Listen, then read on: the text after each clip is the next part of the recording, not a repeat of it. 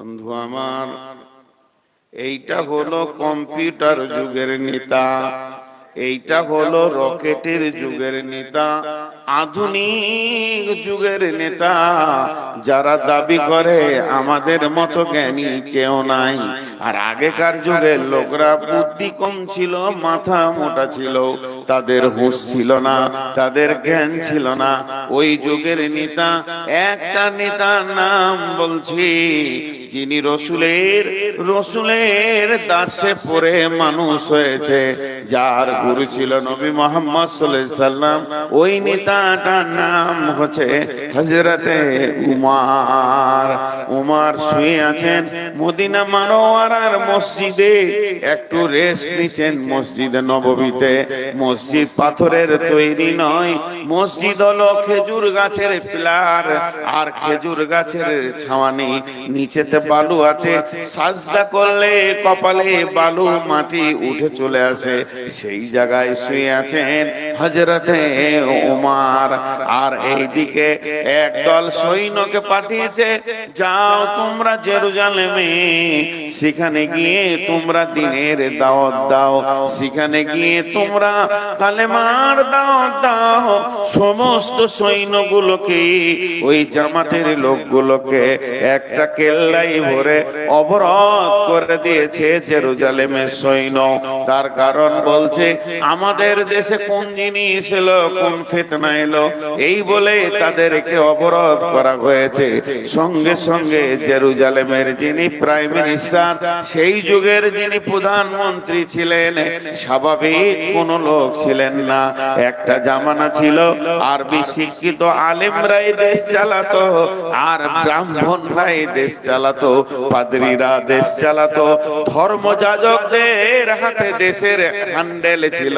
সে জামানায় চুরি ডাকাতি ছিল না, বেঈমানি ছিল না, রাহাজানি ছিল না, মানুষের মালের অপব্যবহার ছিল না। তাই সেই দেশে যখন সৈন্যগুলো অবরুদ্ধ হয়ে রয়েছে, তখন ওই জেরুজালেমের যিনি প্রাইম মিনিস্টার, একজন পোপ মানে হচ্ছে পাদ্রী, বিরাট বড় যেটা গির্জা গোটা দেশের, সেই গির্জার যিনি হেড পোপ, সে হযরত উমরকে একটা চিঠি লিখলেন। আমিরুল মুমিনিন, খলিফাতুল মুসলিমিন, আপনার দেশের সৈন্য আমার দেশে কেল্লায় অবরোধ অবস্থায় রয়েছে, অতএব আপনার সঙ্গে আমি যুদ্ধে যেতে যাই না, আপনার সঙ্গে আমি লড়াই করতে চাই না। আমি চাই আপনি আমার দেশে আসেন, আপনি আমি বসে একটা সমঝোতা করে নিব। এই বলে সেই চিঠিটাকে একটা দূতকে দিয়ে পাঠালেন। রাষ্ট্রদূত সেই চিঠি নিয়ে মদিনায় পৌঁছলেন। কি কাজে উঠলেন আর কি কাজে নামলেন? কাজ করেন, খানি বসে কাজ করলেন, হয়ে গেল তাদের কম্পিউটার।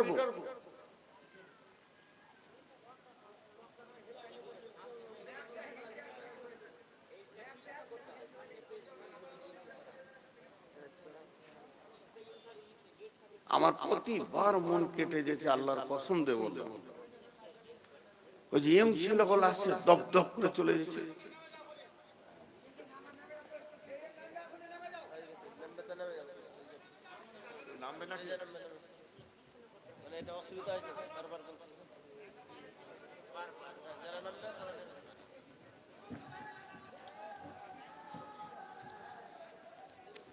ওখানে আবার কেউ হই করছে,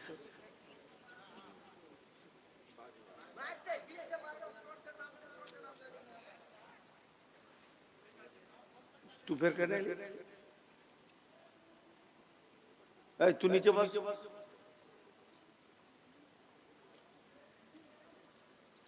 ওদের হইচই শুরু হয়েছে, বসো বাবু। তো যিনি চিঠিটা আনছেন একটা রাষ্ট্রদূত, এটা ভাববেন ছোটখাটো তার ক্ষমতা নাই। মদিনা মানওয়ারায় পৌঁছালেন, পৌঁছানোর পর জিজ্ঞেস করছে, আপনাদের পার্লামেন্ট কোনটা? পার্লামেন্ট সংসদ, শান শৌকতলা ঘর হবে সংসদ, গোটা দেশের যেটা গদি। সাই মোম ঝরে পড়িয়াছে কুটির, তুমি তো পরনি নরে নুয়ে, খেজুর পাতার প্রসাদ তোমার বারে বারে গিয়াছে ক্ষয়ে। সাই মোম ঝরে পড়েছে কুটির, তুমি তো পরনি নুয়ে, খেজুর পাতার প্রসাদ তোমার বারে বারে গিয়াছে ক্ষয়ে। ঝড় হয়েছে, বৃষ্টি হয়েছে, পাতাগুলো ঝরে পড়ে গেছে, ছাদটা খালি হয়ে গেছে। উমার রে, তোমার শাসনটা তো মজবুত ছিল, শাসন তো পড়ে যায়নি, শাসন ছিল মজবুত, বিল্ডিং ছিল দুর্বল।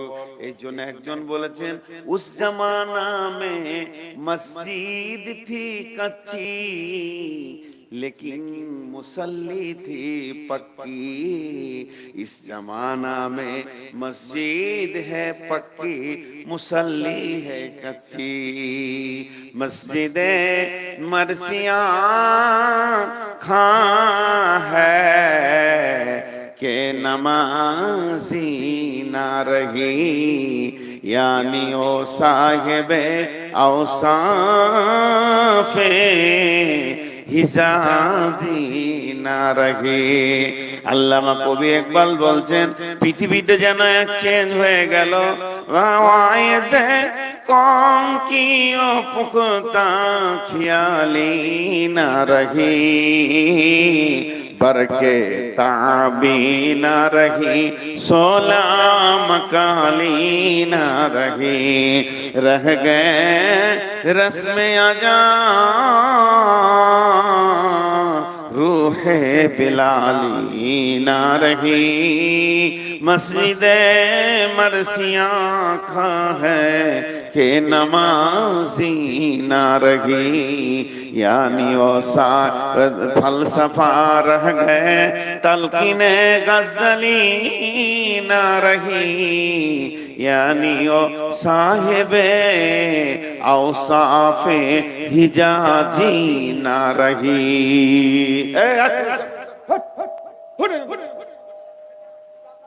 মেয়েগুলো অ্যাডাল্ট হয়ে গেছে, সামনে চলে আসছে। এই মেয়েগুলো দেখলে মানুষের বিকর্ষণ হবে, আগেও চলে যাবে।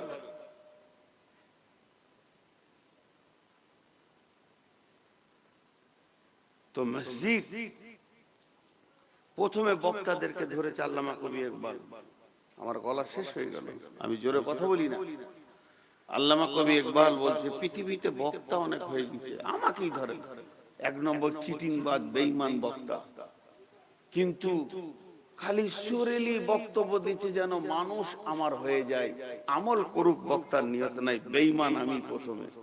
এখানে যতগুলো লোক বেঈমান আছে, সিরিয়াল নম্বর 1 এ নূর মোহাম্মদ আগে আছে। আল্লামা কবি ইকবাল বলছে, ওয়াইসে কওম কি ও পুখতা খিয়ালি না রহি, বরকে তাবি না রহি, সোলা মাকালি না রহি। আমি ঘর থেকে এসেছি টাকা ইনকাম করার জন্য। আল্লাহর কসম, আমি ঘর থেকে এসেছি, কি আমল করবে না করবে এটা আমার দেখার দরকার নেই।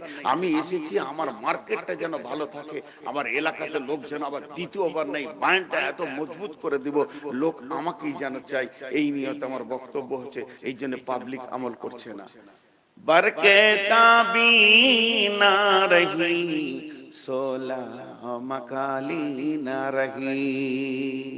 যারা শুনতে এসেছে তারা আমল করব নিয়তে আসেনি। কোন বক্তা কেমন বলে, কার বলার ভঙ্গিটা ভালো কার খারাপ, ওই নিয়তে তারা এসেছে। জালসাটা শেষ হবে, লোক অনুসূচনা করতে করতে বাড়ি যাবে। তাই করে জীবনে 40টা 50টা 60টা বছর চলে গেল, আর তো আর জীবন নাই।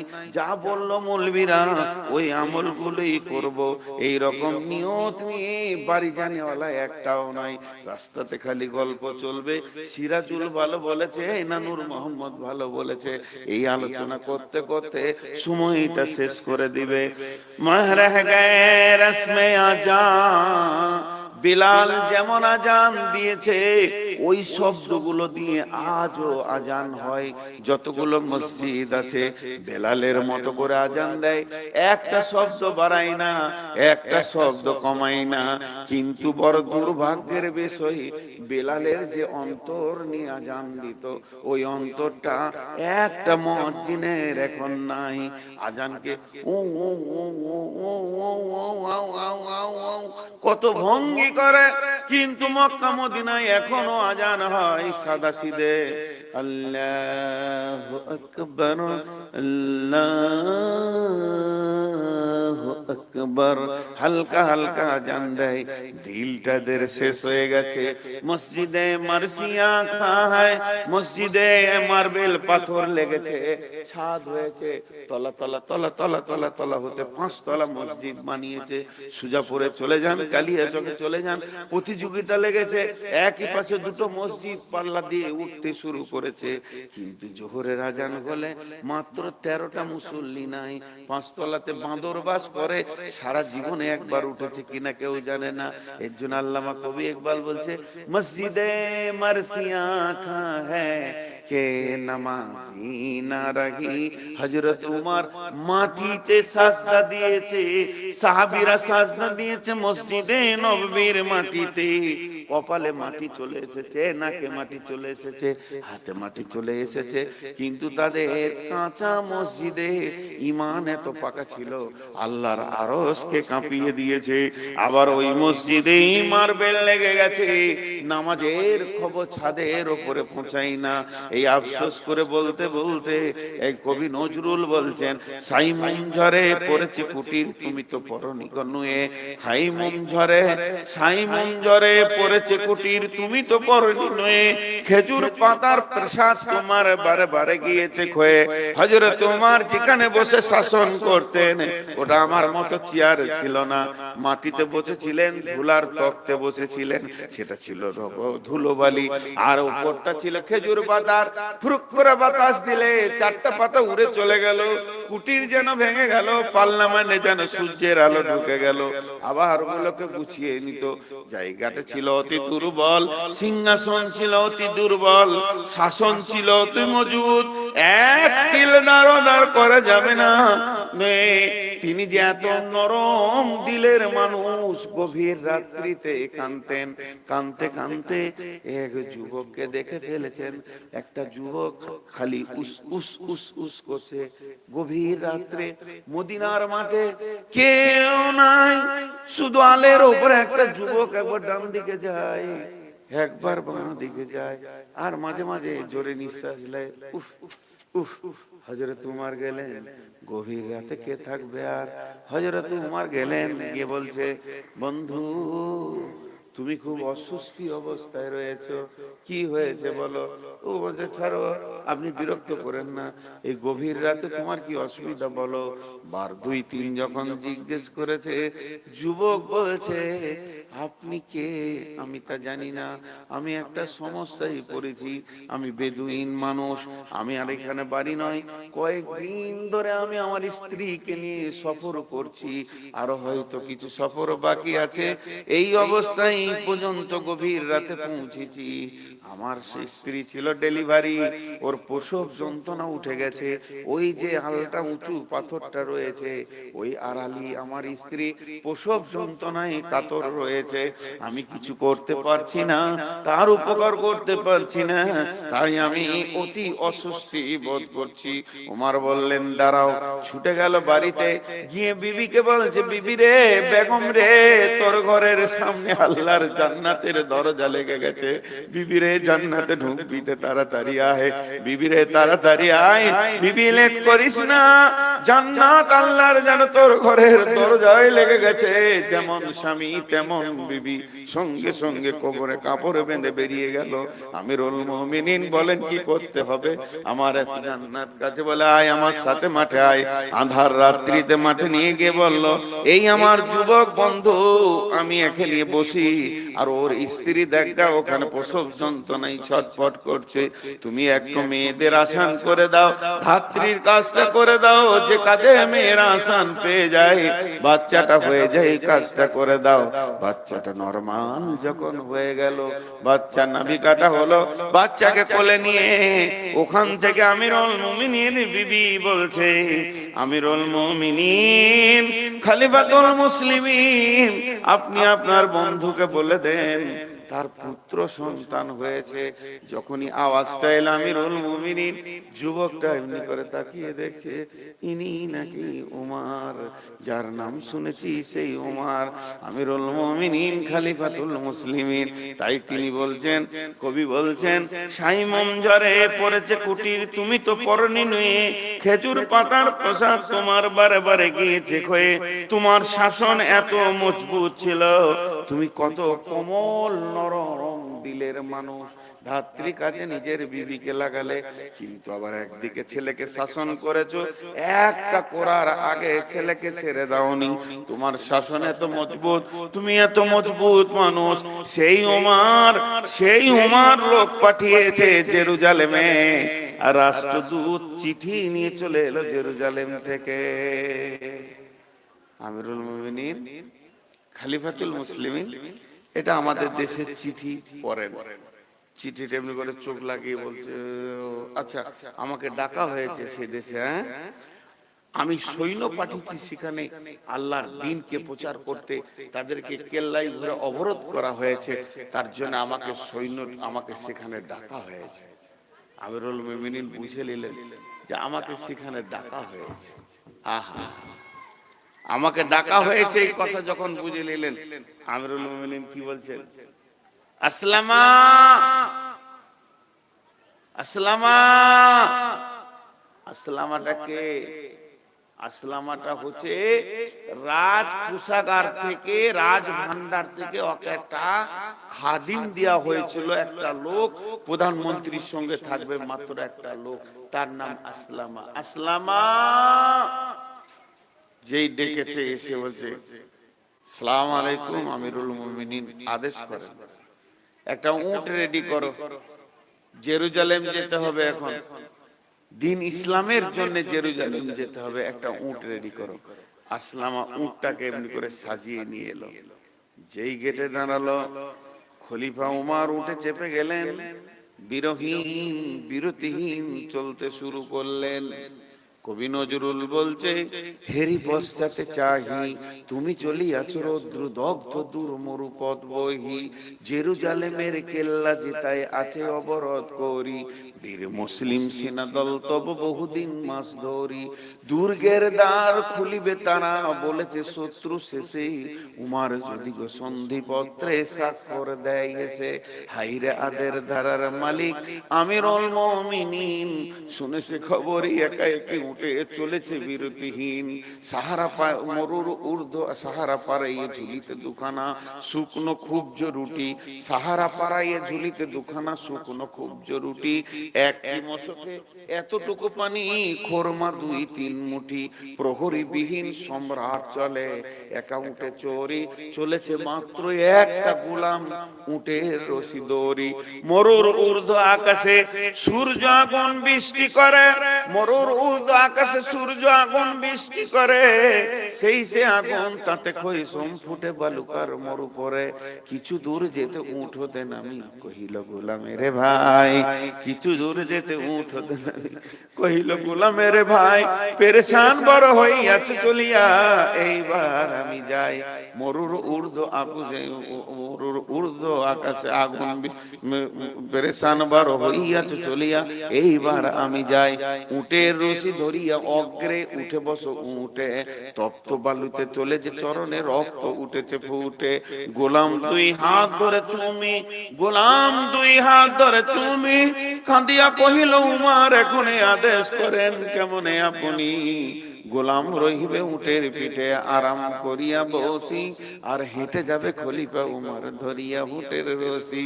খলিফা দেখছে আমি যদি গম্ভীর হয়ে থাকি উটে চাপতে পারবে না, তাই খলিফা ফিক করে হেসে দিয়ে বলছে, খলিফা হাসিয়া বলে, তুমি জিতে গিয়ে বড় হতে চাও ভাই রে এমনই চলে, রোজ কিয়ামতে আল্লাহ যেদিন বলিবে উমার রে করিনি খলিফা মুসলিম জাহানের তরে সুখ করে তোরে।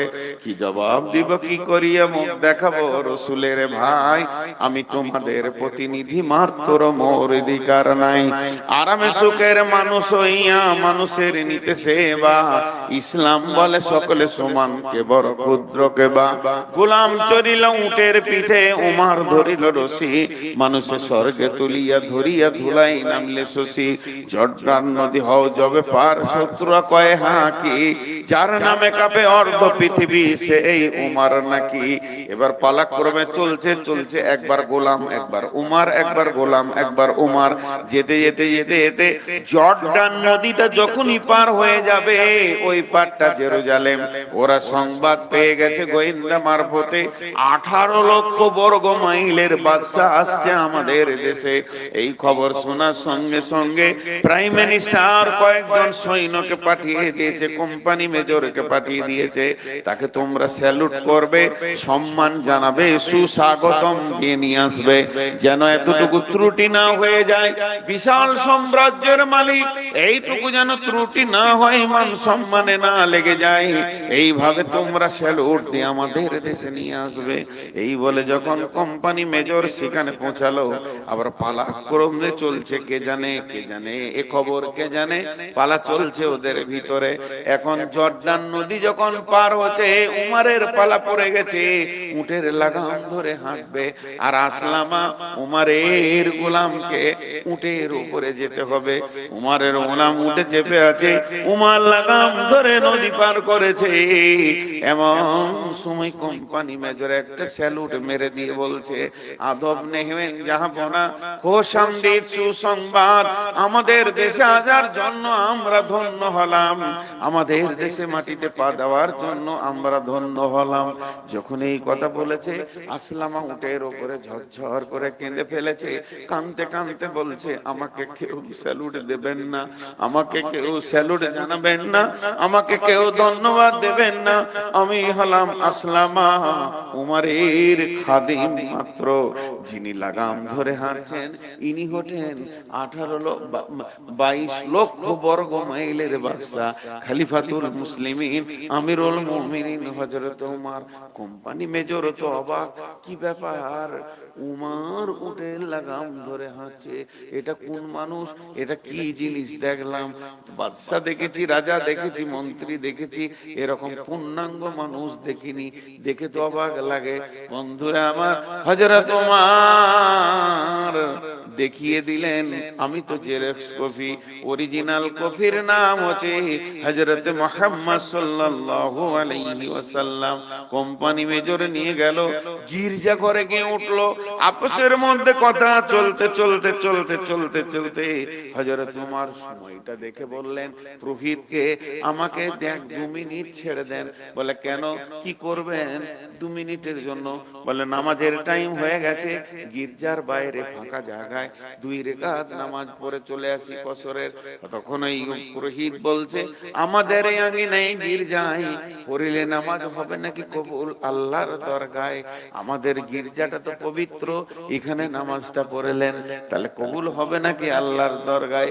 হযরত উমর বললেন, না, এর জন্য নয়, আমার সৈন্য সংখ্যা এত বেশি, সামাল দেওয়া কঠিন হয়ে যাবে।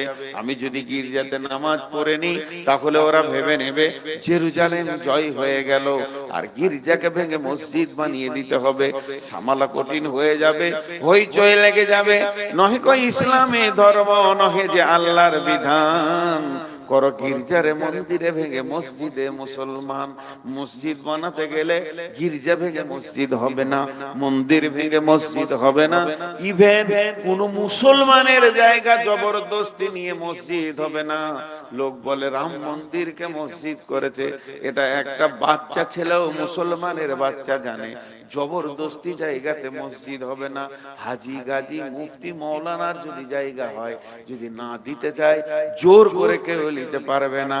এই কথাটা যখনই উমর বলে দিলেন, গির্জার পুরোহিত বললেন, তবে কেন আর হইব বাকি, সাম্যের তরে সভ্রপুরে সবাই হইব দাখিল ইসলামের ভিতরে। উমর তুমি হাতটা বাড়িয়ে দাও।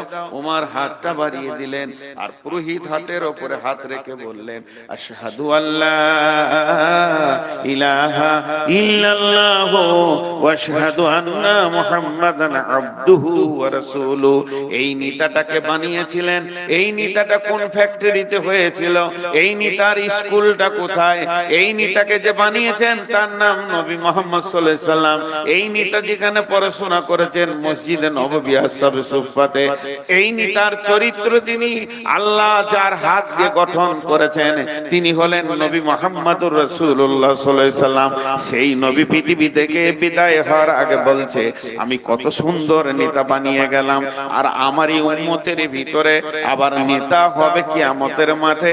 কিয়ামতের আগে তারা জনসাধারণের মাল লুটে লুটে খেয়ে গাড়ি বাড়ি বানিয়ে নরম বড় গদি বানিয়ে সুখের আয়েশের জীবন করবে রে। এটা হচ্ছে কিয়ামতের প্রথম আলামত। কিয়ামতের প্রথম আলামত এটা।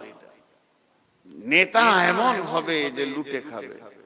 এখন কি বলবো আর আপনাদেরকে, দ্বিতীয় হাদিসটা এখনো যায়নি, খালি গুনিয়ে দিয়ে বার। ওয়ালা মানাতু মাগনামান, আমানতের খেয়ানতি চলবে। আল্লাহর কসম বলছি, পশ্চিমবঙ্গের মাটিতে এমনও মাদ্রাসা আছে 2017 সালে যা কালেকশন হয়েছে জালসায় 8 থেকে 10 লক্ষ টাকা, এখনো পর্যন্ত 24 সাল পর্যন্ত সে হিসাব দেয়নি, লুটে নিয়েছে। কোথা চলে গেছে? কেসিআর চেঞ্জ হয়ে গেছে। বহুত মসজিদ আছে জমিগুলোকে বর্গা করে লুটে লুটে মুসলমানের বাচ্চা খাচ্ছে। খবরদার, দোষ দিবেন না, হিন্দুরা মুসলমানদের কষ্ট দেয়নি। ঘর মে আগ লাগি হ্যায় ঘর হি কি চিরাগ সে। যত মুসলমানরা মুসলমানের ক্ষতি করেছে, বলছে গালি দিয়েছে নবী মুহাম্মদকে, তাই ওকে মেরে ধরে পুড়িয়ে দিল। জীবিত মানুষটাকে মেরে ধরে পুড়িয়ে দিল। তোর হুঁশ হলো না? তুই তো মুহাম্মদের উম্মত, তোর মুখে দাড়ি করি, তুই তো সব থেকে বড় বেঈমান, তোকেই তো পুরানো আগে দরকার। আল্লাহ রাসূল একটা হাদিস বলেছেন, সেই হাদিস যে আমার ইচ্ছা, আমার মনের ইচ্ছা, ভাষাটাই বলেছেন, আমার মনে ইচ্ছা হচ্ছে একদল যুবককে ডাকি আর লকড়ি জোগাড় করে ওদের ঘরগুলোকে জ্বালিয়ে পুড়িয়ে শেষ করে দিই, যারা আজান শোনার পর বাড়িতে নামাজ পড়ে। তার মানে বেনামাজি নয়, নামাজ পড়ে, মসজিদ যায় না, এই অপরাধের ঘরটা জ্বালিয়ে দিই। রাসূলের ইচ্ছা। এখন যারা নামাজ পড়ে না তাদের ঘরে যদি সরকার ভেঙে দেয় কি অন্যায় করবে? আজকে আল্লাহ রাসূল যদি এই গদিতে বসে থাকতেন, ওমর যদি গদিতে বসে থাকতেন, প্রথম পিঠের চামড়া আমার উঠতো, আমার চামড়াটা আগে তুলতো। কোথায় পেলি এরকম জালসা করা? কোন শরীয়তে পেলি এরকম স্টেজ হবে, সভাপতি থাকবে যে জালসা করা? তারপরে টাকা লেনদেন আরো কিছু আছে। আর মেয়ে ছেলে সারা রাত জাগিয়ে মেলাতে নিয়েছে, হইচই করে মেলাটাকে তৈরি করে দেয়। কোন মুফতি দুদিন আগে ফতোয়া দিচ্ছে মেলা জায়েজ আছে? ওটা মেলার মাল, মেলার রাতি ওটা হয়েছে বলেই ফতোয়া মুখ মারছে যে মেলা জায়েজ আছে। এগুলো সব চামড়া চলে যেত, আমাদের কারো থাকতো না। আমরা যে অবস্থায় দাঁড়িয়ে আছি আজকে, বেঈমান হালাতে দাঁড়িয়ে আছি। আর আমানতের খেয়ানত, যাকাতকে জরিমানা মনে করবে। বিশ্ব নবী দুনিয়া থেকে চলে গেলেন, আবু বকর খলিফা হয়ে প্রথম খলিফা বসলেন।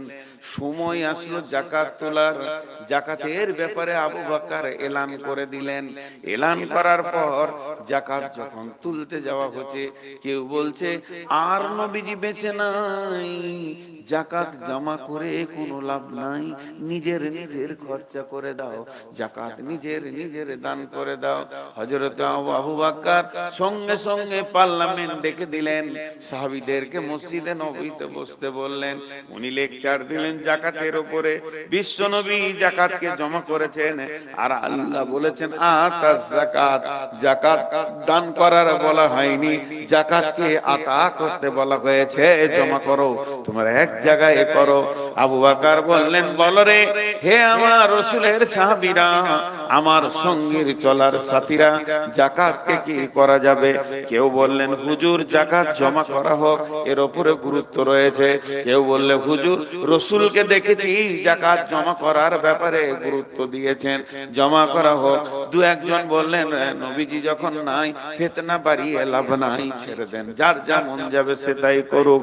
এই কথা যখন বলা হলো, আমিরুল মুমিনিন শেষ বক্তব্যে বলছে, আমি আবু বকর বলছি, এবার তোমরা শোনো। আমি আবু বকর ব্যক্তিটা বলি নাই, আমার গদিটা বলছি, খলিফাতুল মুসলিমিন বলছে, যার উপরে একটা উট যাকাত ফরজ হয়ে যাবে, যার উপরে একটা উট যাকাত ফরজ হয়ে যাবে, ও যদি উটটা জমা করে উটের রশিটা বাড়িতে রেখে দেয়, তার বিরুদ্ধে আমার জিহাদ ঘোষণা থাকলো, তার বিরুদ্ধে আমার জিহাদ ঘোষণা থাকলো। উট দিতে হবে, উটের রশিটাও দিতে হবে, রশিটাও বাড়িতে রাখতে দেয়া হবে না। সমস্ত যাকাত করতে শুরু করলো। আল্লাহর নবী যখন যাকাত জমা করতে লাগলেন, একজন সাহাবীকে বললেন, তুমি যাকাতের দায়িত্বটা নাও, যাকাত গুলো ঠিক মতো উঠছে কিনা তুমি লক্ষ্য করবে। যাকাত ঠিক মতো উঠতে শুরু করে নাই, যাকাতে যেন ঢিলা রয়েছে। এই ঢিলা থাকার কারণে আল্লাহর নবী যাকাতের জায়গাটাকে চেঞ্জ করে দিয়ে বললেন, আগামীতে এই যাকাতের দায়িত্ব থাকবে হযরত উমরের। উমরের দায়িত্ব যখন পড়ে গেল, উমর যাকাতের সময় এলো, জামে মসজিদে দাঁড়িয়ে উমর বলে দিলেন, যাকাত যাদের যাদের ফরজ হয়ে গেছে, যাকাত যাদের যাদের ফরজ হয়ে গেছে, যাকাত যাদের যাদের ফরজ হয়ে গেছে, আজ শুক্রবার থেকে নিয়ে সামনে শুক্রবার পর্যন্ত 7 দিন টাইম দিলাম, নিজের নিজের যাকাতকে হিসাব করে মালটা মসজিদে নববীতে তুমি পৌঁছিয়ে দিয়ে তোমার নামটা কেটে লাও।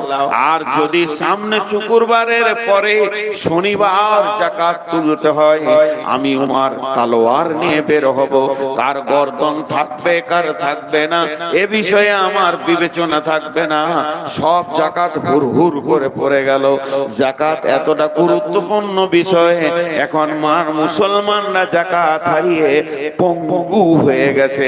আজকে সেই যাকাতের ব্যাংকটাকে যদি ধরে রাখা যেত, গোটা ভারতবর্ষটা মুসলমানরা টাকার বিনিময়ে কিনে নিতে পারত। কিন্তু আল্লাহর রাসূল মুসলমানদের যে মেরুদণ্ড তৈরি করে চলে গেল, এই হাটটা ভেঙে শেষ হয়ে গেছে। আফসোস করে নবী বলছেন, নেতা হবে চোর আর আমানতদার হবে খিয়ানত করনেওয়ালা, যাকাত দেনেওয়ালা হবে জরিমানা দেনেওয়ালা। এগুলো কিয়ামতের আগে হবে রে। আতার রাসূল উমরাতাহ, মেয়েদের পেছনে পেছনে পুরুষেরা ঘুরবে, কুকুরের মতো ঘুরবে। আজকে মেলাতে যদি খেয়াল করে দেখতেন, পুরুষের পেছনে মেয়ে ছিল না, মেয়েদের পেছনে পুরুষ ছিল। যারা জালসার আসল মজাটা লুটতে এসেছিল, তাদেরকে প্যান্ডেলে ঢুকতে হয়নি, তাদেরকে এখানে বক্তব্য শুনতে হয়নি, তারা তাদের মজা লুটে নিয়ে চলে গেছে। যে মেয়েরা লুচ্চি ছিল, যে ছেলেরা লুচ্চা ছিল, এইরা মেয়েদের পেছনে ঘুরেছে। নবীজি বলছে, যেখানেই গ্যাদারিং হবে, হাটে বাজারে মার্কেটে যেখানেই ভিড় হবে, দেখতে পাবে মেয়েদের পেছনে পুরুষ লেগে আছে। আতার রাজুল উমরাতাহ আক্কা উম্মাহু, মাকে ধমকে কথা বলবে, বুড়ি মা, আদরিনী মা। ছেলের মুখে দুটি আদরের কথা শুনতে পাবে না, মাকে বলবে না জি মা কি বলছে, মা মা মা আমার বলো, মা মা তোমার কথা বলো আমি শুনবো। এরকম ভক্তি করে কথা বলবে না, বরং ঝির শিরকে কথা বলবে। আল্লাহ বলছেন আলা তানহারহুমা ওয়াকুল লাহুমা কাওলান কারীমা, তাদেরকে তুমি খবরদার ধমকাবে না। মাকে ধমকে কথা বলবে, বাপকে ছেড়কে কথা বলবে। আদনা সাদিকাহু, বন্ধুকে আপন আত্মীয় বানাবে, বন্ধুকে আপন আত্মীয় বানিয়ে আনন্দ উপভোগ করবে। আমার বেটার যদি বিয়ে হয় আর এখানে যদি প্যান্ডেলে খাওয়া দাওয়া হয়, আর মিষ্টির বালতি কার হাতে? আমার বেটার বন্ধুর হাতে। মিষ্টির বালতি কার হাতে? মাংসর বালতি কার হাতে? আর পরজির বালতি কার হাতে? সব যেন বেটার বন্ধুরা দরাদরি করছে, তার বউকে দেখছে, আনন্দ লিছে, হইচই চলছে। আমার নিজের রক্তের ভাতিজা একদম গাছতলায় বসে বসে ডাকলে দুটি খেছে নাই, খেছে না। রক্তের আত্মীয়র কোনো মূল্য থাকবে না, বন্ধুকে নিকট আত্মীয় বানাবে। আদনা সাদিকাহু আকসা আবাহু জাহারাতিল আতআত ফিল মাসাজিদে, মসজিদে জোরে জোরে জোরে জোরে জোরে জোরে গল্প করবে, মসজিদকে আড্ডা খানা বানাবে। মসজিদটা এমন হইচই শুরু হয়ে যাবে, মার্কেটের মতো বড় বড় মুরব্বি লোক মসজিদে গল্প করবে। সাদাল কাবিলাতা ফাসিকুহুম, সাদাল কাবিলাতা ফাসিকুহুম, সাদাল কাবিলাতা ফাসিকুহুম। এটা এত গুরুত্ব কথা বন্ধুরে, একটু ধ্যান দিয়ে শুনেন। প্রত্যেকটা গ্রামের পঞ্চায়েত মেম্বার হবে লুচ্চা, চরিত্রহীন লুচ্চা। গ্রামে যারা নেতৃত্ব দিবে, গ্রামকে যারা গাইড করবে, তাদের চরিত্রে ঠিক থাকবে না, তারা নিজেরা দুশ্চরিত্র লোক হবে। এমন একটা দিন আসবে রে, চারিদিকে বেঈমানরা ইমানদারদের বিচার করবে। ইনার সঙ্গে আমার দু কথা হয়ে গেছে, উনার সঙ্গে আমার দু কথা হয়ে গেছে, এক পাড়াতে বাস করি, ভাই ভাই হতেই পারে, এটা লজ্জার কথা নয়। এই বিচারটা কে করবে? সেলিমউদ্দিন, কলিমউদ্দিন, ফকিরউদ্দিন, হবিবউদ্দিন, সব কটা লুচ্চা লম্পট মাতাল ভালো লোকের বিচার করবে। আল্লাহর নবী বলছেন এমন একটা জামানা আসবে, গ্রামে নেতৃত্ব দিবে চরিত্রহীন লোক। নিজের 40টা মেয়েকে নষ্ট করেছে, 12টা মেয়ের সাথে সম্পর্ক রাখে, ওই আবার গায়ের রেপ কেসের বিচারের হাকিম হবে। জাইমুল কওমে আরযুলুহুম ওয়া উকরিমার রাজুলু মাখাফাতাস সাররিহি, মানুষ মানুষকে স্যালুট করবে, ভালোবাসা, ভালো আছেন, ভালো আছেন, ভালো আছেন করে কথা বলবে, হেসে হেসে কথা বলবে। কেন না? মারের ভয়ে বড় গুন্ডা ডাকাতকে স্যালুট মারবে। এমন একটা জামানা আসবে রে, এই অবস্থা চলবে। তখন কি ঘটনা ঘটবে শুনে নাও। সূরা বাতিল খুমুর, আমার উম্মত মদের বোতলে পাগল হয়ে যাবে। হাজি ভাই, আপনাদের এলাকার যুবকরা মদ খায় না? যাক আলহামদুলিল্লাহ, শুনে খুশি হলাম যে একজনও খায় না। মুসলমানরা মদ খায় না? বলেন মদ খায়? আল্লাহর নবী বলছেন ফাইন্নাহু রাউসুন কুল্লি ফাহিশাতিন, আরেক জায়গায় আছে ফাইন্নাহু মিফতাহুন নার, যে লোকটা মদের বোতল হাতে নিল সে যেন জাহান্নামের চাবিটা নিল। মদটা যেই খেয়ে নিল জাহান্নামে নিজেই ঢুকে গেল। এবং সমস্ত ফাহিশা কাজের মাথা ফাইন্নাহু রাউসুন কুল্লি ফাহিশাতিন। নবীজি বলেছেন লা তাসরিবানাল খামরা। বিশ্বনবী যখন মেরাজের রাত্রিতে গেলেন, জিবরাইল আমিন একটা ট্রেতে 2 গ্লাস মাল নিয়ে এলেন, দিয়ে বললেন নবীজি গো, এখানে 2টি গ্লাস আপনাকে দেওয়া হয়েছে, একটাতে মদ আছে, একটাতে দুধ আছে, যেটা আপনার মন যাবে আপনাকে ইচ্ছা দেওয়া হয়েছে, স্বেচ্ছায় একটা তুলে নেন আর একটা রেখে দেন। নবীজি দুধের গ্লাসটা তুলে নিলেন, আর দুধের গ্লাসটা যখনই তুলে নিলেন জিবরাইল সঙ্গে সঙ্গে মুখ খুলে বলে দিলেন ইয়া রাসূলুল্লাহ, আপনার উম্মত বেঁচে গেল, আপনার উম্মত বেঁচে গেল। যদি মদের বোতলটা আপনি তুলে নিতেন, পশ্চিম দিকে সূর্য ওঠা পর্যন্ত উম্মত আর হুঁশ পেত না, মদ নিয়ে পড়ে থাকতো।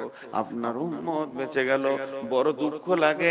আল্লাহ আপনার ঘরে গাভী দিয়েছে, গাই দিয়েছে, মধুর দুধগুলো 10 লিটার আপনার ঘরে হয়, সেই দুধগুলো টেনে টেনে টেনে টেনে টেনে টেনে বের করে ওই দুধকে মানে ঘরাতে ভরে নিয়ে চাকুলিয়াতে বিক্রি করে দিলেন। আর দুধের টাকাটা যখনই পকেটে ঢুকলো, সেই টাকাতে 1 বোতল মদ খেয়ে নিলেন। মধুর দুধকে বেচে মদ খাই এই উম্মত।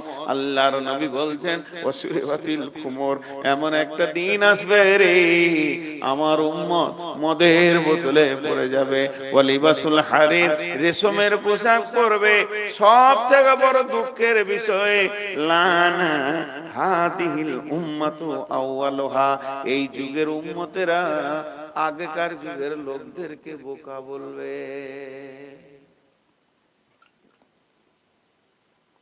বলছে না, আগেকার যুগের লোকরা বোকা ছিল, সাদা সিধে ছিল, হুঁশ কম ছিল, বলে না? বলে। আর আগেকার যুগের লোক বলতে কাকে বলছেন? প্রথম তো পৃথিবীটা শুরু হয়েছে নবী দিয়ে, আদম আলাইহিস সালামকে দিয়ে। তাহলে যত নবী কটা সব বোকা ছিল। আর এখানে মাতাল, সুদারু, আর এই চোর কটা, ডাকাত কটা, এরাই হলো চালা। কি অবস্থা! এটা হলো কিয়ামত এসে গেছে, এখনো চালু হয়নি। আপনাদেরকে যতগুলো শুনালাম, যদি ওইগুলো পৃথিবীতে চলছে তো জেনেলেন এইটাই কিয়ামত এসে গেছে। খালি ওর সামনে সিগন্যালটা লাল আছে বলেও হিলছে না, লড়ছে না। ট্রেন যেমন এসে গেছে, এত বড় আজদাহা ট্রেনটা 70টা বগি নিয়ে ডালকুলাতে চুপ করে দাঁড়িয়েছে, তিল বরাবর হিলছে না, হাওয়া দিলেও হিলছে না, বাতাস দিলেও হিলছে না, ও শব্দ করছে না, সাউন্ড পাওয়া যেতে না। খালি সিগন্যালটা সামনে পাইনি বলি তো কিয়ামত এসে গেছে। আল্লাহ নবী বলছেন এইগুলো যখন দেখতে পাবি রে তুই, তো তখন জানবি যে কিয়ামতটা পৌঁছে গেছে, খালি হিলছে না। হিলবে কখন? এটা আমার মনে আছে বাপ, জীবনে শিক্ষিত হতে পারলাম না। শিক্ষিত বুঝেন? আমার এক ওস্তাদ বলতেন যে রাস্তায় তুমি চলছো আর পেছন থেকে যদি সাইকেল ওয়ালা তোমাকে বেল বাজায়, তো তোমার কপাল খারাপ, মাথা ঠুকলো, তুমি এখন চলতে শিখো না। এমন চলবে, কাউকে সাইকেলে বেল বাজাতে সুযোগ পাবে না, ও এক সাইডে চলবো। একটা গাড়ি হরেন বাজাবে না, আমার চলন দেখে বুঝে নেবে লোকটা ভালো। আর এখন সব থেকে দামি লোককে, যে রাস্তার মাঝে গল্প করে, গাড়ি আসবে 14টা হরেন দিবে, তারপর আবার গরম করে একবার দেখবে, তো ও এলাকার ওই জন্য তাকাবে। ওই জন্য আমার একটা ড্রাইভার বলে, কুত্তে আপনি এলাকা মে শের বান যাতে হ্যায়, কুত্তে আপনি এলাকা মে শের বান যাতে হ্যায়। আর রাসূলুল্লাহ সাল্লাল্লাহু আলাইহি ওয়াসাল্লাম বলেছেন, ইমানের 70টা ভাগ, সব থেকে নিম্ন স্তরের ভাগ হচ্ছে রাস্তা ক্লিয়ার করা। আর সেই উম্মত রাস্তার কোন খারাপ জিনিসকে সরিয়ে দেওয়া। তো খারাপ জিনিস সরান মানে তুই দাঁড়াবি কেন তাবার? আর সেই উম্মত রাস্তা জাম করেই থাকে। আল্লাহ আল্লাহ। তারপর টোটোওয়ালাদের কথা আর বলবো না, অনেক বলেছি। তো এই হলো তা যাই হোক, আমার হুঁশ নাই যে হুঁশ করানো হচ্ছে এটা দিয়ে আর কি। তো যাই হোক, আজকে 23 বছর জালসা করছি, বাবার মাদ্রাসার ফসল এগুলো বুঝি। কিন্তু আমি আপনাদের সামনে এই হাদিসটা 5-7 মিনিট নিব, বেশি নিব না, কারণ রাত হয়ে গেছে, শীত প্রচুর, হাড় কাঁপানো শীত। আর কমিটিকে কি দোষ দিব? কমিটির কালেকশন তো মাদ্রাসার জন্য করতেই হবে। এতগুলো লোক আজকে 2 মাস ধরে হাড় খাটুনি খাটছে, এই মাদ্রাসাটার জন্য খাটছে, কেউ নিজের পেটের জন্য খাটেনি। তো মাদ্রাসা তো 2 পয়সা হতেই হবে। সিরাজুল যে চিল্লাইছিল 2 মাস আগে, আমাকে বলছে বর্ধমানে একটা ভালো ডাক্তারের খবর দেন, যেন গলা অপারেশন করতে হবে বলেছে। তা আমি তো ওকে বলতাম, ও বাড়ি চলে গেল, যে তুই একটা ডাক্তার ব্যাগে নিয়ে বেড়া, তুই যা চিল্লাইছিস একটা ডাক্তার ব্যাগে নিয়ে বেড়া, তোকে কালকে আমি বলবো ফোনে। তো মাদ্রাসার কালেকশন করতে হবে, ঠিক আছে? আর একটা হাদিস বলছি, উঠবেন না, খুব মজা লাগবে এই হাদিসটা, মানে রেলটা চলতে লাগলো। এখন আপনার ছোট বেটাটা আপনার সঙ্গে উঠেছে ট্রেনে, বলছে আব্বা ট্রেন চলছে, বুঝতে পারছে না, তখন বলছে জানলা দিয়ে দেখ। তুই বলছে তাল গাছটা ধরছে, বলছে বাপ তাল গাছ ধরেনি, তুই ধরছিস। তাল গাছটা তোকে মনে হচ্ছে ধরছে, কিন্তু তাল গাছ ধরেনি, এবার তুই ধরতে লেগেছিস, এবার ধরবে কি? আল্লাহ রাসূল বলছেন, এই হাদিসটা মন দিয়ে শুনবেন ভাই আমার, বড় কষ্ট করে বের করে স্ক্রিনশট করে রেখেছি। ওয়ান হুযায়ফাতা ইবনে উসাইদিল গিফারি قال আতলা নবী সাল্লাল্লাহু আলাইহি ওয়াসাল্লাম নাহনু নাতাযাক্কারু ফাকালা মা তাযকুরুনা। হযরতে হুযায়ফা উসাইদিল গিফারি, সাহাবীটার নাম হচ্ছে হুযায়ফা উসাইদিল গিফারির বেটা। ও বলছে নাহনু নাতাযাক্কারু, আমরা মসজিদে নববীতে গোল করে বসেছি, কথা বলছিলাম ফিস ফিস ফিস ফিস ফিস ফিস করে। এই মসজিদে ধরেন 10টা লোক গোল করে বসেছে, ফিস ফিস ফিস ফিস ফিস ফিস, আর ওরা যে কথা বলছে ওদের চেহারা মুখের দিকে তাকালে মনে হচ্ছে ভয় খেয়েছে। 4টা 5টা মার্ডার কেসের আসামি এখানে আছে, আর এসপি তেরেছে, এমন দৌড় দিয়ে 3 কিলোমিটার দৌড়ে এসে মসজিদে ঢুকেছে। মনে মনে করছে মসজিদে তো এসপি ঢুকবে না, এক জায়গায় বসে ওরা কথা বলছে। এইটা বলতে চাইছেন, আমরা কয়েকজন লোক এরকম আলোচনা করছিলাম। আতলা নবী সাল্লাল্লাহু আলাইহি সাল্লাম, আমাদের এই দৃশ্যটা দেখে নবীজি গুটি গুটি পায়ে আমাদের কাছে হেঁটে এলেন। হেঁটে আসার পর বললেন মা তাযকুরুনা, হুযায়ফা রে তোমরা মসজিদে কি চিন্তা করছো, কি বিষয়ে আলোচনা করছো, কোন বিষয়ে তোমাদের এত ফিসফিস করে আলোচনা চলছে বলো। হুযায়ফা বলছেন আমরা সবাই উত্তর দিলাম, একসঙ্গে বললাম, আমি একা বলিনি। ক্বালু নাযকুরু সাআতা ইয়া রাসূলুল্লাহ, ও দয়ার নবী চিন্তা করছি। আল্লাহ রাসূল এবার কি বলছেন, সেই কিয়ামত, কঠিন কিয়ামত, যেদিন আল্লাহকে জবাব লাগবে, হিসাব দিতে হবে, কিয়ামতের কথা চিন্তা করছি। আল্লাহ নবী বললেন ক্বালা ইন্নাহা লান তাকুমা হাত্তা তারাউনা ক্বাবলাহা 10 আয়াত।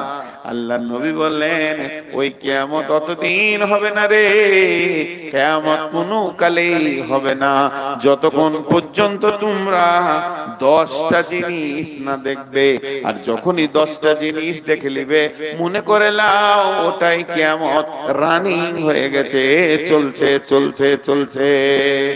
এই 10টার ব্যাখ্যা 2 ঘন্টা থেকেও বেশি লাগবে টোটাল ব্যাখ্যাটা করতে গেলে। শুধু খালি বুঝিয়ে দিচ্ছি, ফাজাকারা দুখান ওয়া দাজ্জাল ওয়া দুব্বান, 3টে বললাম, ফাজাকারা দুখান ওয়া দাজ্জাল ওয়া দুব্বান। দুখান মানে হচ্ছে ধোঁয়া, কুয়াশা যখন খুব ঘন হয়ে যায় 10 হাতের লোককে চিনতে পারবো না। বিশ্বনবী বলছেন আসমান থেকে একটা ধোঁয়া নামবে, ওটা কুয়াশা লয়, এত ঘন হবে, এত ঘন হবে কাছের লোককে চিনা যাবে না। অনেক চেষ্টা করবে কিন্তু 2 চোখে দেখতে পারবে না। এই ধোঁয়াটা পৃথিবীতে থাকবে কতদিন? 40 দিন অবস্থান করবে, তারপরে কেটে যাবে।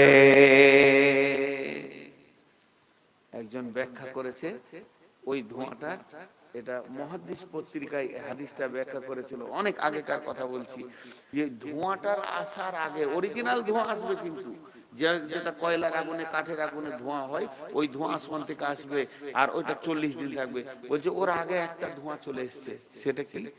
সেই ধোঁয়াটা মানুষের চোখে নাই, দিলে চলে গেছে। ওই ধোঁয়াটার নাম হলো রাজনীতি আর টাকা। রাজনীতি আর টাকা এমন জিনিস, নিজের ভাইকেও চিনতে পারবে না। পারবে? মেরে দিয়েছে, মার্ডার করে দিয়েছে টাকার লেগে ভাইকে। বিবিকে মার্ডার করে দিয়েছে টাকার লেগে, বলছে ধোঁয়া চলেছে, চিনতে পারছে না, দেখতে পারছে না যেটা আমার আপন ভাই, টাকা নাই, দে মেরে দে, অন্য পার্টির লোক মেরে দে। এই জন্য বলছে এই ধোঁয়া চলে এসেছে এখন মানুষের দিলে, খালি অরিজিনালটা আসতে বাকি আছে।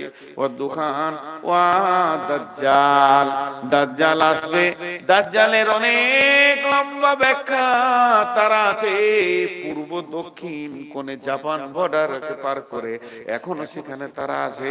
সেই দাজ্জাল আসবে, দাজ্জাল বাঁধা আছে হযরতে জারির রাদিয়াল্লাহু তাআলা আনহু থেকে একটা হাদিস আছে, তিনি দাজ্জালকে দেখে এসেছিলেন, সে শিকলবন্দি হয়ে আছে। ওই দাজ্জাল পৃথিবীতে আসবে, আল্লাহ দাবি করবে দাজ্জালের একটা চোখ হবে না, দুটি চোখ, অনেকে আবার দিচ্ছে একটা চোখ, একটা নয়, দুইটি চোখ হবে, একটা হবে পচা, একটা আঙ্গুরের মতো ঝুলবে, ওইটাতে দেখতে পাবে না, আর একটা চোখে দেখবে। সে নিজেকে আল্লাহ বলে দাবি করবে, ওকে যে আল্লাহ বলে মেনে নেবে ওকে জান্নাতে দেবে, আর যে মানবে না তাকে কেটে ফেলে দিবে, আবার বাঁচাবে, কিন্তু এরপরে মারতে গেলে আর পারবে না। আল্লাহকে এমন ক্ষমতা দিয়েছে। এর জন্য বিশ্ব নবী প্রত্যেকটা নামাজের ভিতরে দাজ্জালের ফিতনা থেকে বাঁচার দোয়া করেছেন, আল্লাহুম্মা ইন্নী আউযু বিকা মিন আযাবি জাহান্নাম ওয়া আউযু বিকা মিন আযাবিল কবরি ওয়া আউযু বিকা মিন ফিতনাতিল মাসীহিদ দাজ্জাল। অতএব ওই দাজ্জাল পৃথিবীতে আসবে, সেই দাজ্জাল আল্লাহ দাবি করবে, লম্বা ব্যাখ্যা থেকে গেল। তারপরে আসবে কি দুব্বাতুল আরদ, দুব্বাতুল আরদ, দুব্বাতুল আরদ, দুব্বাতুল আরদ, জমিন থেকে একটা পশু বের হবে। রকেটকে তো 17 মিনিট লাগে বিশ্বকে এক পাক দিতে, গোটা পৃথিবীকে এক পাক দিতে রকেটকে 17 মিনিট লাগে।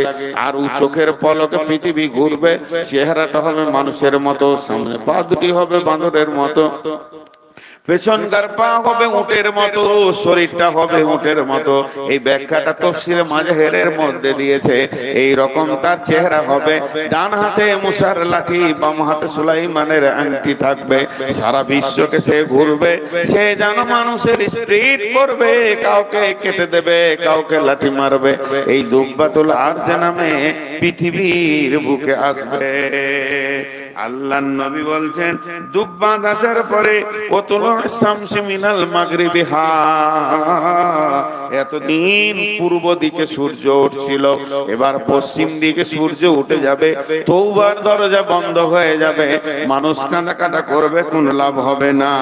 ওয়ানুজুল ঈসা ইবনে মারইয়াম আলাইহিস সালাম, ওয়ানুজুল ঈসা ইবনে মারইয়াম আলাইহিস সালাম, ঈসা আলাইহিস সালাম চতুর্থ আসমান থেকে দুইটি ফেরেশতার ঘাড়ে হাত দিয়ে পৃথিবীর পশ্চিম দক্ষিণ কোণে তত্তর করে না মাটিতে নামবে। তার আগে চলে আসবে ইমাম মেহেদী। ইমাম মেহেদী এসে দিনের মেহনত করবে। ইমাম মেহেদী কাউকে পাবে না। এই মুসা আলাইহিস সালাম যখন পৃথিবীতে আসবে তখন সঙ্গী হবে, ইমানদারদের ক্ষমতা বাড়বে, ইমানদাররা একটু সুস্থি পাবে। একদিকে ইমাম মেহেদী, একদিকে আপনার কিনা ঈসা আলাইহিস সালাম। এরপরে শুরু হয়ে যাবে ইয়াজুজ মাজুজের আসা। ইয়াজুজ একটা দল, মাজুজ একটা দল। এই দল সারা পৃথিবীতে ছড়িয়ে যাবে, এমন ছড়াবে ঘাটে মাঠে যেখানেই যাবে কলহ বিবাদ, মার মার মার মার, কাট কাট কাট কাট লেগে থাকবে। প্রত্যেক অশান্তির মূলে হবে তারা। এই ইয়াজুজ মাজুজের ব্যাখ্যা রয়েছে অনেক লম্বা, সূরা কাহফের ভিতরে এর ব্যাখ্যা দিয়েছে। এই ইয়াজুজ মাজুজের দল সারা পৃথিবীকে ভ্রমণ করবে, সর্বভূ যা পাবে তাই খাবে, কাট কাট মার মার লেগে থাকবে এদের ভিতরে, সর্বভূক হবে ইয়াজুজ মাজুজের দল। এর অনেক লম্বা ব্যাখ্যা বাদ দিয়ে শর্টে বলছি, এই ইয়াজুজ মাজুজের দল, আর ওদের সাথে থাকবে দাজ্জাল, আর এইদিকে থাকবে ইমাম মেহেদী আর ঈসা আলাইহিস সালাম। এরা আল্লাহর কাছে কাঁদবে, আল্লাহ আল্লাহ এই বেঈমানদের সাথে পারছি না, আল্লাহ তুমি এর ব্যবস্থা করো। যেই বলবে ব্যবস্থা করো, প্রত্যেকটি ইয়াজুজ মাজুজের এই ঘাড়ের সিটডাড়া, হাড় যেটা মেন হাড় উঁচু হয়ে আছে, ওইখানে একটা করে ঘা হবে, বিষাক্ত ঘা। ওই ঘায়ের ওষুধ দুনিয়াতে থাকবে না, এমন যাতনা হবে ওই ঘায়ের, এক ঘায়ে সব পোকা শেষ, ষাঁড় শেষ, ষাঁড়ের পোকা শেষ, আর একজনও বেঁচে থাকবে না। কি থাকবে? লাশ আর লাশ, ঘাটে লাশ, মাঠে লাশ, রাস্তায় লাশ। ঈসা আলাইহিস সালাম আবার হাত তুলবেন, আল্লাহ এত লাশের মাটি দেবে কে? Crore crore billion million. বলেছে ইয়াজুজ মাজুজের যা তীর ধনুক হবে, সেই যুগের ইমানদাররা 40 বছর জ্বালানি করে খাবে। কত কত হবে ওদের সংখ্যা? তাহলে চিন্তা করলেন। এই ব্যাখ্যাটা তাফসীরে মাজাহির থেকে বলছি। তো ওরা 40 বছর ধরে ওইটাকে মানে জ্বালানি করে খাবে। তাই লাশ যখন গাদা হয়ে যাবে আবার কান্দা লাগে, আল্লাহ এতগুলো লাশ কি করে কয়েকটা মুমিন সামালবে? এমন সময় আল্লাহর হুকুম হবে, সমুদ্রের ভিতর থেকে ছোট ছোট আবাবিল পাখির মতো হোক বড় তিনটি, এক একটা পাখি ঝাঁপ করে আসবে, আর একটা পাখি তিনটে লাশ নেবে, দুই পায়ে দুটা, ঠোঁটে একটা, আবার সমুদ্রে চলে যাবে। এইভাবে এত পাখি আসবে, সমস্ত লাশগুলোকে নিয়ে সমুদ্রের ভিতরে চলে যাবে। এই লাশগুলি যখন শেষ হয়ে যাবে, মুষলধারে বৃষ্টি হবে। বৃষ্টিটা হবে একদিন নয়, দুদিন নয়, টানা 40 দিন চলবে। এই বৃষ্টিটা যখন শেষ হয়ে যাবে, পৃথিবীতে একটাও বেঈমান থাকবে না, বেঈমান থাকবে না। এই অবস্থায় পশ্চিম দিকে সূর্য উঠে যাবে। সালাসাতা খুসুফিন, খুসুফিল মাগরিবি, খুসুফিল মাশরিকি, খুসুফিল জাজিরাতিল আরাব। আর এই তিনটে ভূমিকম্প হয়ে পৃথিবীটা চূর চূর হয়ে যাবে। একটা পূব দিক থেকে পশ্চিম দিকে যাবে, একটা পশ্চিম দিক থেকে পূব দিকে আসবে, একটা আরব কান্ট্রির সমুদ্র উপকূল থেকে হবে। আর ভূমিকম্পটা যখনই শেষ হয়ে যাবে, সূর্য ওয়াতাখরিজুন নারা বিল ইয়ামান, কেউ বলছে ডান দিক থেকে, কেউ বলছে ইমান প্রদেশ থেকে, ইমান দিক থেকে, কেউ বলছে ডান দিক থেকে। পৃথিবীটা ফেটে একটা আগুন বের হবে, বিরাট বড় অগ্নিগিরি। ওই অগ্নিগিরিটা দুই ভাগ হয়ে সারা পৃথিবীটা এমনি করে ঘিরে নিবে। আর ওই আগুনটা আস্তে আস্তে ছোট হবে, মানুষগুলোকে তেরে তেরে তেরে তেরে কিয়ামতের মাঠে নিয়ে যাবে। যত ছোট হবে মানুষ দৌড়বে, মানুষ ক্লান্ত হবে, বসবে, শুবে, ঘুমাবে, আগুন দাঁড়িয়ে থাকবে, আবার তারবে, আবার তারবে, নিয়ে গিয়ে তাদের সুন্নাসা ইলাল মাহসার, সমস্ত মানুষগুলোকে কিয়ামতের মাঠে দাঁড় করিয়ে দেবে। এটা রানিং কিয়ামত, এটা রানিং কিয়ামত। ভাই এই জিনিস আপনার আমার বুঝে আসুক আর না আসুক এখন মাদ্রাসার জন্য আপনাদের কাছে মাত্র 5 মিনিট টাইম নিচ্ছি। উঠবেন না, আল্লাহর হস্তে হাতগুলো ধরে বলছি, উঠবেন না। আমার ছোট হোক বড় হোক, মা বোন, আপনাদের কাছে যেভাবে ছাত্রীরা কালেকশন করছে, ওদের হাতে টাকা দিয়ে না বালক ছোট ছাত্রী দিয়ে টাকাটা পাঠান। আর আপনারা কেউ আছেন আল্লাহর গোলাম 2000 1000 দেনেওয়ালা, 5টা মিনিট আপনাদেরকে বসিয়ে রাখবো, তারপর ছেড়ে দেবো। বলেন কেউ আছে? 2000 5000 দেনেওয়ালা মাদ্রাসা ভাই কালেকশন করতে হবে, এটা না হলে চলে না মাদ্রাসা। আজকে পশ্চিমবঙ্গে মাসের হালাতে কালেকশনই চলে। অনেক বড় ব্যাখ্যা আপনাদের সামনে ধরেছিলাম, মনে করেছিলাম প্রাণ খুলে বায়ান করব, কিন্তু রাতের শেষে হয় না। মানুষের একটা মেন্টাল আছে, 12টা পার হলে বায়ান ভালো হয় না, আর শ্রোতারাও শুনতে ভালো চায় না। যেখানে আমাকে 12টার আগে দেয় সেখানেই ভালো হয় দেখেছি। অতএব কোন আল্লাহর গোলাম আছেন 1000 2000 5000 10000 1000 করে 10 জন বলেন, আমি শেষটা দেখি একটু আপনাদের। কেউ আছেন আল্লাহর গোলাম, রসুলের উম্মত কেউ আছেন ভাই? এই মেহনতে একটা ছেলে ইংরেজিতে বক্তব্য দিল, ভালো লাগলো। একটা আরবিতে দিলে আরো ভালো লাগতো। ইংরেজি করে বাবা গলি গলি মিশন হয়ে গেল, আরবিটা উড়ে গেল। আফসোস থাকে আরবির উপরে। তো বাস আলহামদুলিল্লাহ, শিখছে যখন সবই শিখবে, শিক্ষা যখন হচ্ছে সবই হবে। কেউ আছেন আল্লাহর গোলাম? আল্লাহর গোলাম কেউ আছেন? 1000 টাকা চেয়েছি, বেশি নয়, একজনও দিলেন না।